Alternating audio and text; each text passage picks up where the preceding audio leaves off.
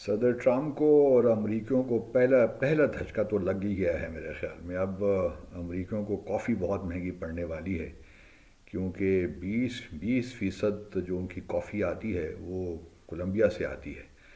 اور کولمبیا کے خلاف اب ایک محاذ آرائی شروع ہو گئی ہے پریزیڈنٹ ٹرمپ کی.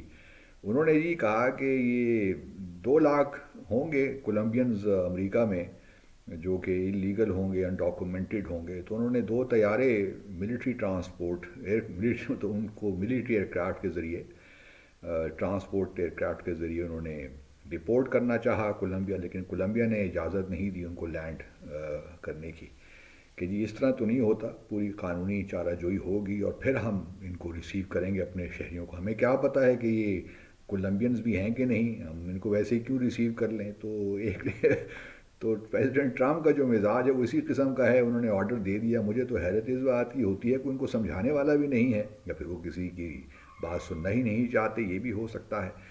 تو بہرحال کولمبیا نے جی کہا کہ ہم یہ واپس چاہیے 2 طیارے جو آئے ہیں. تو اس کے بعد پھر پریزیڈنٹ ٹرمپ صاحب نے کہا کہ ٹھیک ہے جی، تو پھر ہم 25% آپ پہ ٹیرف لگا دیتے ہیں، آپ کے جو ایکسپورٹ کرتے ہیں امریکہ کو، تو آپ پھر دیکھیے کیا ہوتا ہے آپ کا. تو انہوں نے کہا ٹھیک ہے جی، اگر آپ لگا دیں تو ہم بھی یہی کام کریں گے، جو امریکہ سے ہم امپورٹ کرتے ہیں اس پہ بھی ہم ٹیرفس لگا دیں گے. تو اب ایک جنگ سی چھڑ گئی ہے اور بڑا انٹرسٹنگ معاملات ہو گئے ہیں. اور یہ امریکہ میں اب اوبویسلی چیزیں ساری مہنگی ہو جائیں گی. دوسری طرف یہ بھی دیکھیے کہ میکسیکو کے تقریباً کوئی 4 ملین کے قریب جو ہیں انڈاکومنٹڈ انلیگل لوگ ہوں گے. ان کے خلاف بھی تو پہلے سے ہی ہے کینیڈا اور میکسیکو میں. تو اگر کینیڈا اور میکسیکو سے بھی یہ معاملات اسی قسم کے ہوتے ہیں، خاص طور سے میکسیکو کے ساتھ، اور میکسیکو بھی جلدی میں اپنے جو لوگ ہیں ان کو نہیں لیتا یا وداؤٹ ویریفیکیشن نہیں لیتا، کیونکہ یہ ایک پروسیس ہوتا ہے.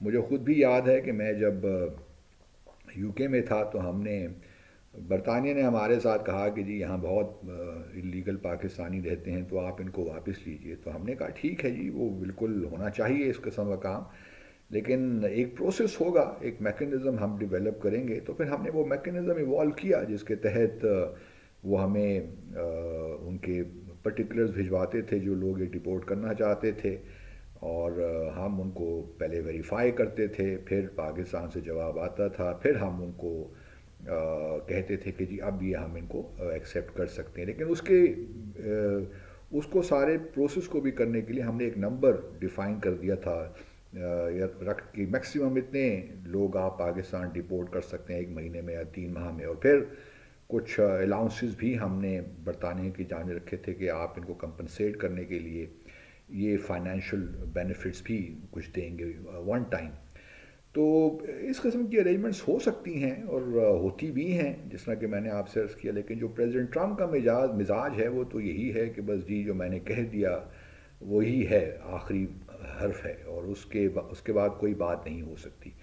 تو میرا نہیں خیال کہ اس طرح معاملات آگے چل سکیں گے بہت دیر تک. بہت سے لوگوں کا خیال یہ ہے کہ شاید ٹرمپ اپنے لیے کوئی خود ہی ایک کھڈا اپنے لیے کھود رہے ہیں جس میں وہ اللہ خیر کرے. لیکن بہرحال پریزیڈنٹ ٹرمپ کو سب سے پہلا جو دھچکا لگا ہے وہ یہی ہے کہ کولمبیا جو کہ میرے خیال 3rd لارجسٹ ٹریڈنگ پارٹنر ہے ساؤتھ امریکہ میں امریکہ کا، سب سے پہلے تو انہوں نے کام یہی کیا. پھر کولمبیا بڑا زبردست دوست بھی رہا ہے امریکہ کا، خاص طور پہ ڈرگز کے حوالے سے ان کی ٹریفکنگ میں بھی بہت کوآپریٹ کرتا رہا ہے، اور بھی بہت سی چیزوں میں کولمبیا اور امریکہ کے درمیان تعلقات بڑے فرینڈلی رہے ہیں.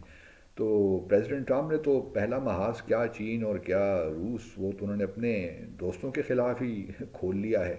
تو یہ کوئی اچھی کوئی نوید نہیں ہے، یہ ایک میٹر آف کنسرن ہے. اور اب دیکھتے ہیں کہ معاملات کس طرف آگے بڑھتے ہیں. لیکن یہ کولمبیا نے جو کچھ کیا وہ زبردست تھا جی.